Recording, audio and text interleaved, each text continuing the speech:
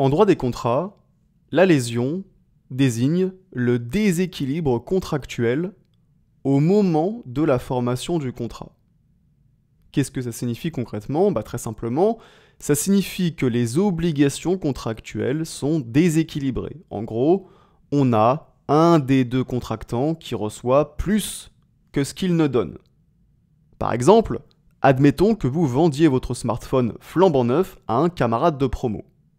Vous lui vendez pour seulement 50 € alors qu'il est en parfait état. Et à ce moment-là, le contrat est déséquilibré. Votre camarade de promo reçoit un objet d'une valeur largement supérieure à 50 € et vous ne recevez que 50 € en échange de votre smartphone. Il y a donc lésion. Alors maintenant, la question que vous vous posez sans doute, c'est qu'est-ce qui se passe en cas de lésion? Et en particulier, est-ce que la lésion entraîne la nullité du contrat? Eh bien, il faut savoir qu'en principe, la lésion n'entraîne pas la nullité du contrat. Le principe, c'est en effet l'indifférence à la lésion. On a effectivement l'article 1168 du Code civil qui nous dit que dans les contrats synallagmatiques, c'est-à-dire dans les contrats qui créent des obligations réciproques entre les deux parties, eh bien le défaut d'équivalence des prestations n'est pas une cause de nullité du contrat, à moins que la loi n'en dispose autrement. Donc autrement dit, la lésion n'est en principe pas une cause de nullité du contrat, elle n'est une cause de nullité du contrat que lorsque la loi en dispose autrement, c'est-à-dire que dans certains cas prévus par la loi.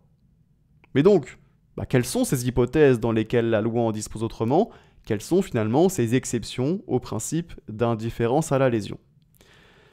Eh bien d'abord, la lésion entraîne la nullité du contrat lorsque, au moment de sa formation, la contrepartie convenue au profit de celui qui s'engage est illusoire ou dérisoire, nous dit l'article 1169 du Code civil.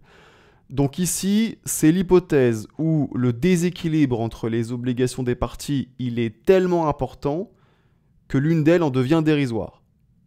En gros, la contrepartie existe, mais est tellement insignifiante que c'est comme s'il n'y avait pas de contrepartie. Par exemple, si je vous vends mon smartphone flambant neuf pour seulement 1 €, on peut considérer que la contrepartie que je reçois est dérisoire et donc que le contrat est nul. Et puis ensuite, la loi prévoit que la lésion est une cause de nullité du contrat dans certains contrats en particulier. Et l'exemple typique, c'est la vente d'immeubles. En matière de vente d'immeubles, la lésion est une cause de nullité du contrat.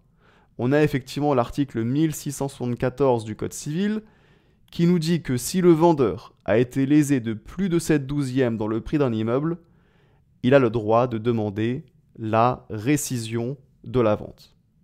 La rescission, concrètement, ça veut dire la nullité. Donc ça signifie que si le vendeur reçoit un prix inférieur au 5/12 de la valeur réelle de l'immeuble, il peut demander en justice la nullité de la vente. Exemple. Imaginons un immeuble qui a une valeur réelle de 100 000 €. Je vous vends cet immeuble pour 40 000 €. Eh bien à ce moment-là, je peux demander la rescission de la vente. Il faut juste faire un simple calcul pour comprendre. 5/12 de 100 000 €, ça équivaut à 41 667 €. Or, je vous ai vendu l'immeuble à 40 000 €, soit une somme inférieure au 5/12. Et donc je suis en droit d'obtenir la nullité du contrat de vente. Voilà, c'est donc la fin de cette vidéo. Si cette vidéo vous a plu, n'hésitez pas à aller regarder mes autres vidéos en droit des contrats en cliquant sur la playlist qui s'affiche à l'écran. Et si vous n'avez pas envie de regarder mes autres vidéos en droit des contrats, écoutez, tant pis pour vous. Mais dans tous les cas, on se dit à très bientôt pour une prochaine vidéo. Allez, salut!